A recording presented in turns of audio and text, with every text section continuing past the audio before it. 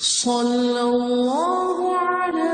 محمد صلی اللہ علیہ وسلم۔ اعوذ باللہ السمیع العلیم من الشیطان الرجیم، بسم اللہ الرحمن الرحیم، والصلاۃ والسلام علی رسول الکریم۔ باب ہم پڑھ رہے تھے پچھلے دفعہ سنت الجلوس فی التشہد کہ تشہد میں بیٹھنے کا مسنون طریقہ کیا ہے۔ اس میں ایک حدیث ہم نے پڑھی تھی پچھلی دفعہ حضرت عبداللہ بن عمر والی، اور آج ایک اور حدیث ہم پڑھیں گے، اور یہ حدیث محمد بن عمر رضی اللہ تعالیٰ بن عطا سے روایت ہے۔ عن محمد بن عمر بن عطا، محمد بن عمر بن عطا فرماتے ہیں انہ کان جالسا مع نفر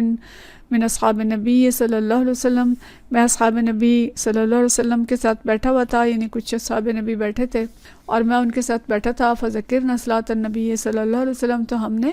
نبی کریم صلی اللہ علیہ وسلم کی نماز کا ذکر کیا۔ فقال ابو حمید ساعدی، تو ابو حمید ساعدی فرماتے ہیں انا کنت احفظکم لصلاۃ رسول اللہ صلی اللہ علیہ وسلم، کہ میں تم سب سے زیادہ رسول اللہ صلی اللہ علیہ وسلم کی نماز کو یاد رکھنے والا ہوں۔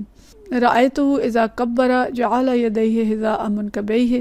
تو میں نے دیکھا کہ آپ صلی اللہ علیہ وسلم جب تکبیر تحریمہ کہی تو آپ نے دونوں ہاتھ کندھوں کے برابر اٹھائے۔ جعل یدیہ حذاء منکبیہ، کہ کندھوں کے برابر ہاتھ اٹھائے۔ وَإِذَا رَكَعَ، اور جب رکوع کیا، أَمْكَنَ يَدَيْهِ مِنْ رُكْبَتَيْهِ، تو اپنے دونوں ہاتھ جو تھے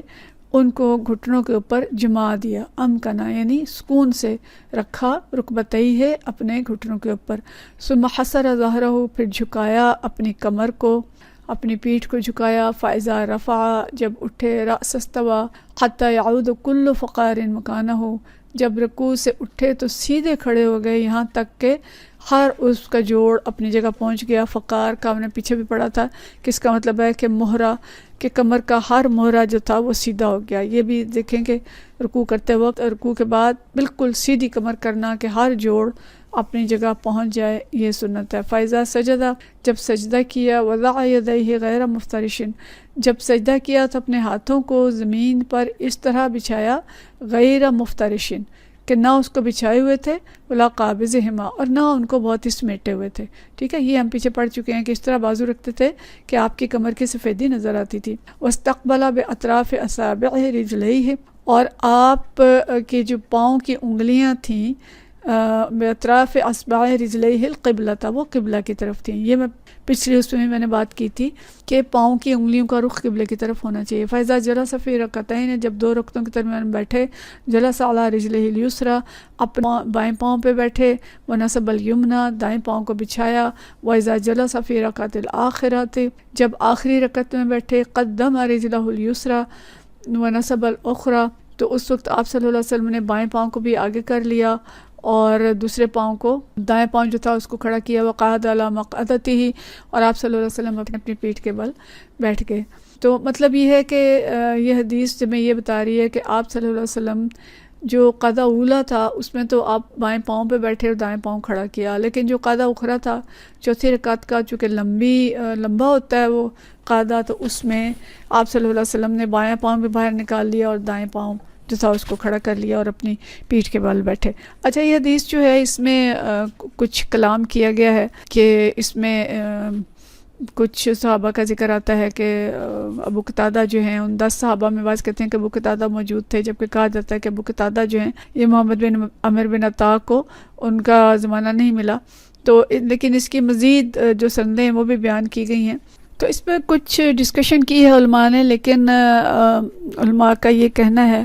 کہ یہ بات اپنی جگہ پہ ثابت ہے کہ نبی کریم صلی اللہ علیہ وسلم نے قاعدہ خیرہ میں تورک کیا۔ تورک مینس کہ جو بایاں پاؤں تھا اس کو بھی باہر نکال لیا تھا۔ اور حضرت عائشہ رضی اللہ تعالیٰ عنہ کی حدیث ہے جس میں بتاتی ہیں کہ آپ صلی اللہ علیہ وسلم بائیں پیر کو پھیلا کے اس پہ بیٹھ جاتے تھے اور دائیں پیر کو کھڑا کرتے تھے۔ تو جو فقہ حنفیہ اس میں یہ کہتے ہیں کہ نبی کریم صلی اللہ علیہ وسلم زندگی کے آخری حصے میں چونکہ تھوڑے کمزور ہو گئے تھے اور پاؤں میں طاقت نہ تھی کہ بائیں پاؤں پہ بیٹھ جاتے، اس لیے آپ صلی اللہ علیہ وسلم نے قاعدہ خیر میں جو بائیں پاؤں تھا وہ نکال لیا تھا۔ تو جیسے ہم نے پچھلی حدیث میں بات کی تھی کہ اگر کوئی عذر نہیں ہے تو بائیں پاؤں کو پھیلا کر اس پہ بیٹھا جائے اور دائیں پیر کو کھڑا کیا جائے، لیکن اگر کسی کے پاس کوئی عذر ہے تو وہ بایاں پاؤں باہر نکال کے بیٹھ سکتا ہے۔ جو دوسری چیزیں ہمیں ملتی ہیں وہ اہم ہے کہ رکوع جو ہے اس میں سنت طریقہ یہ ہے کہ رکوع میں اپنے سر کو پشت کے برابر رکھے، نہ اس سے زیادہ اوپر اٹھائے نہ بہت نیچے جھکائے، یعنی رکوع اچھے طریقے سے کرنا چاہیے، اور سجدے میں پیٹ کو رانوں اور بازوؤں سے لگ رکھنا چاہیے، اور سجدے کے دوران دونوں پاؤں کی انگلیوں کا رخ جو ہے وہ قبلے کی جانب ہونا چاہیے۔ یہ بڑا اہم ہے، کیونکہ میں نے دیکھا ہے کہ سجدہ کرتے ہوئے خواتین خاص طور پہ سستی کرتی ہیں کہ ایک جو پہلا سجدہ ہے وہ تو قدر بہتر کر لیتی ہیں، لیکن دوسرا سجدہ یا اگر وہ بیٹھ کے نفل نماز پڑھ رہی ہیں تو اس میں دونوں پاؤں باہر ہوتے ہیں اور سجدہ کر لیتی ہیں، تو یہ طریقہ درست نہیں ہے۔ دونوں پاؤں باہر بچھا کے سجدہ نہیں کرنا چاہیے، بلکہ پاؤں واپس لائیں اور انگلیوں کا رخ جو ہے وہ قبلے کی طرف ہو، کیونکہ جن چیزوں کا حکم ہے نا ان کا ہم ضرور خیال رکھیں، اور اگر حکم نہیں ہے محض فقہا کا اختلاف ہے تو اس میں تو گنجائش ہوتی ہے، لیکن جو نبی کریم صلی اللہ علیہ وسلم کا مصنون طریقہ ہے اس کو ہمیں فالو کرنا چاہیے، اور سجدہ کرتے وقت ایسا نہیں کہ دونوں پاؤں باہر نکلے ہوئے ہیں اور سستی سے سجدہ کر رہے ہیں، پاؤں کھڑے کر کے انگلیاں قبلے کی طرف کر کے سجدہ، اور رکوع درست طریقے سے جھکنا اس میں، اور رکوع سے اٹھ کے کمر کا سیدھا ہونا جو ہے وہ ضروری ہے۔ اگلا باب ہے ملم یرت التشہد الاول واجبا، کہ وہ لوگ جو پہلے تشہد کو واجب نہیں سمجھتے۔ اچھا، ایسی کوئی غلط فہمی کسی کو یہ نہ ہو کہ جو 4 رکعتوں کی نماز ہے اس میں تشہد نہیں کریں گے تو تب بھی نماز ہو جائے گی، یہ مراد ہرگز نہیں ہے، بلکہ یہ علماء کی بحث ہے کہ جو واجب ہے وہ فرض کے برابر ہے یا فرض سے تھوڑا سا کم ہے، یہ اس معنی میں اس کو لیتے ہیں کہ جو فقہ حنفی کے سوا باقی لوگ جو ہیں واجب اور فرض میں کوئی فرق نہیں سمجھتے، وہ اس کو فرض ہی سمجھتے ہیں، جبکہ فقہ حنفی جو ہے اس میں واجب کو تھوڑا سا فرض سے کم سمجھتے ہیں اور فرض کو فرض کہتے ہیں، باقیوں میں کوئی فرق نہیں ہے۔ تو امام بخاری جو ہیں ان کا منشا یہ ہے کہ قاعدہ اولیٰ فرض نہیں ہے، یعنی یہ 2 رکعتوں کے بعد بھی نبی کریم صلی اللہ علیہ وسلم کھڑے ہو گئے، اور حدیث ہم سنتے ہیں پھر اس بات کی سمجھ آئے گی، لیکن یہ ذہن میں کسی کے نہ ہو کہ قاعدہ اولیٰ کے بغیر نماز ہو جائے گی، کوئی اس سے یہ مفہوم نہ لے۔ اور اس میں کیا فرماتے ہیں، لعن نبی صلی اللہ علیہ وسلم قام من رکعتین ولم یرجع، کہ نبی کریم صلی اللہ علیہ وسلم 2 رکعتوں کے بعد بیٹھنے کے بجائے کھڑے ہو گئے اور واپس نہیں پلٹے۔ حدیث ہے 795، اور یہ حدیث عبداللہ بن بحینہ رضی اللہ تعالیٰ عنہ سے روایت ہے، ان عبداللہ بن بحینہ وہو من ازد شنوا تھا، کہ یہ ازد شنوا قبیلہ سے تھے، اور وہ حلیف لبنی عبد مناف، اور یہ جو قبیلہ تھا بنی عبد مناف یعنی نبی کریم صلی اللہ علیہ وسلم کا جو قبیلہ تھا ان کے حلیف تھے۔ وکان من اصحاب النبی صلی اللہ علیہ وسلم، اور نبی کریم صلی اللہ علیہ وسلم کے صحابہ کرام تھے۔ ان النبی صلی اللہ علیہ وسلم صلی بہم الظہر، کہتے ہیں کہ نبی کریم صلی اللہ علیہ وسلم نے ہمیں ظہر کی نماز پڑھائی، یا ہم نے آپ کے ساتھ ظہر کی نماز پڑھی۔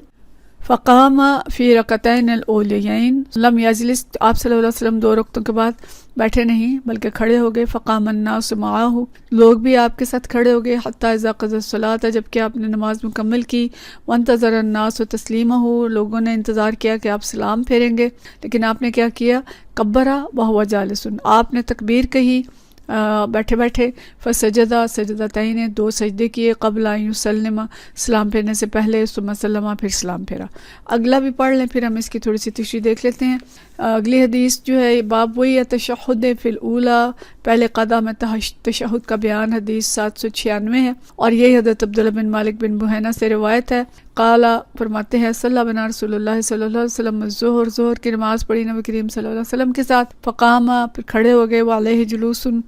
آپ صلی اللہ علیہ وسلم کو بیٹھنا تھا لیکن آپ کھڑے ہو گئے۔ فلما کان فی آخر صلاۃ ہی، جب نماز کے آخر میں پہنچے، سجدہ سجدتین وہو جالس، تو آپ نے بیٹھے بیٹھے 2 سجدے کیے، یعنی سجدہ سہو کیا۔ تو اس سے یہ پتہ چلتا ہے کہ قضا اولیٰ جو ہے نبی کریم صلی اللہ علیہ وسلم کے نزدیک بہرحال اہم تھا، کہ اگر یہ اہم نہ ہوتا، واجب نہ ہوتا، تو آپ صلی اللہ علیہ وسلم سجدہ سہو نہ کرتے۔ تو اس میں اختلاف یہ ہے کہ اگر فرض ہوتا تو آپ صلی اللہ علیہ وسلم کھڑے ہو کے بھی بیٹھ جاتے اور وہ فرض ادا کرتے، لیکن کچھ لوگوں کا خیال ہے کہ چونکہ واجب ہے تو اس لیے سجدہ سہو کیا سلام پھیرنے سے پہلے۔